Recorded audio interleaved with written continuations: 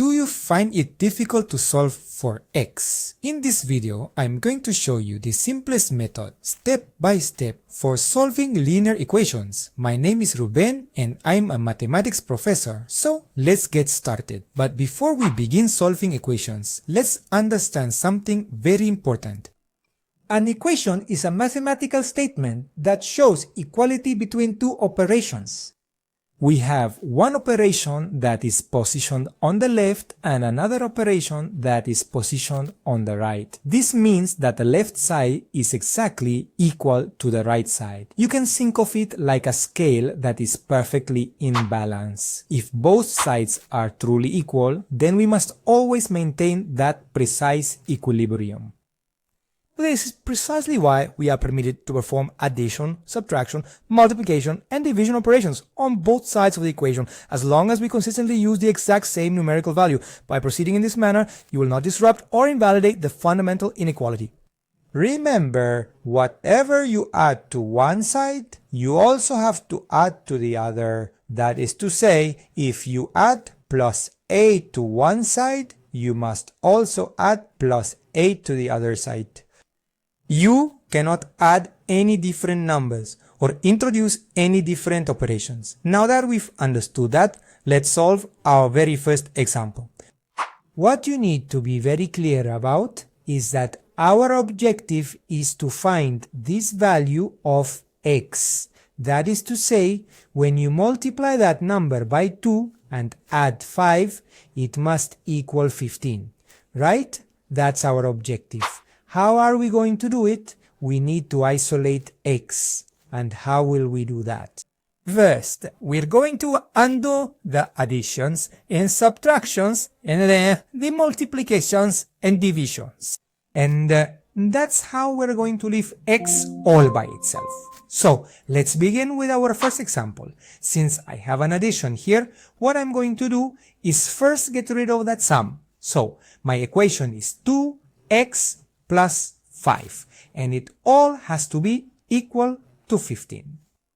And how exactly am I going to manage to get rid of that? It's actually quite straightforward. If I want to completely eliminate the number 5 and it's currently being added so that it results in a value of 0 for this specific mathematical operation, what exactly do I need to perform? I will simply have to subtract the number 5 from it. So what action am I going to take next? I will proceed to subtract 5 from this particular side of the equation. But remember what I told you earlier today, that if we add something to one side of the equation, we must always add the exact same amount to the other side. Now let's proceed to solve this. This will result in 2x remaining here. And now, observe one thing. Positive 5 minus 5, what does that give me? It gives me 0, right? Or I could also apply the cancellation property. They are the same numbers, in this case 5, but one is adding and the other is subtracting, so I can cancel them out. Okay, and on the other side, what do I have left? 15 minus 5, that leaves me with 10. Now, what do I need to get rid of so that we can have the x all by itself? I need to get rid of these two, right? This is a concept that you really need to keep very much in mind. If a number and a letter are stuck together in the same term, it means that they are connected to each other by an operation, and that operation is multiplication. So if I want to get rid of these two so that the x is left completely alone, what exactly am I going to do? If the 2 is multiplying, what I'm going to do is divide both sides of the equation. As you'll be able to observe, we're always going to be adding the opposite operation of what the number affecting x is doing, right? Okay, let's solve it. 2 divided by 2 is 1, which means I'd be left with 1x. Or, in other words, if the 2 is multiplying and the 2 is dividing, I can simplify. That is to say, here I'll have x equals 10 divided by 2, 5. And notice how we managed to get x by itself there. What exactly are we going to do now? We are going to carefully verify the result that we have obtained. And how exactly are we going to do that? The result that we found, we are going to replace the x with it. That is to say, we're going to replace the x with the number 5. So then, what do we end up with here? 2. We said that there was a multiplication here, times, and instead of putting x, what am I going to put? I'm going to put 5. Plus a 5, and the final result needs to be 15. So let's solve this. First we perform the multiplication. 2 multiplied by 5 is 10. Then we add 5. 10 plus 5 is 15. Did we get 15? Yes. Look, on this side and on this side. So this means that what we have done is indeed correct. Let's move on to another example right now, so that there is no room for any doubt. Well, before we dive into the second example, I just wanted to mention that if you're finding this video helpful so far, please do me a favor and hit that like button. Also, I'd love to invite you to subscribe to the channel. That really helps me out a great deal, allowing me to continue growing and creating more content. Alright then, let's move on to our second example. As we discussed earlier today, our main objective is to find the value of x, correct?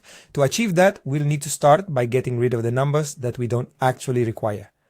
The very first thing that we need to do here is we're going to eliminate this minus 7 that's currently on this side. So if we consider the equation, which is 3x, we'll just write it out, minus 7 equals 11. So what step should we take next? If there's a negative 7 that is currently being subtracted, I'm going to add a positive 7 to both sides of the equation.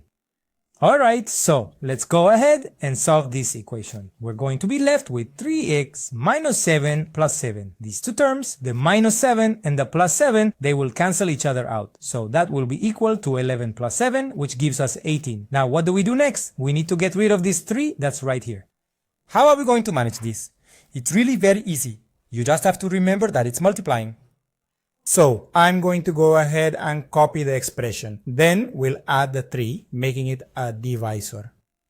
So we have 3 divided by 3, which is 1. 1 multiplied by x would leave us with x. Alternatively, we can simply apply the cancellation property or just simplify the expression, right? This means we're left with x on one side of the equation and on the other side 18 divided by 3, which gives us 6. And that's how we find the value of x.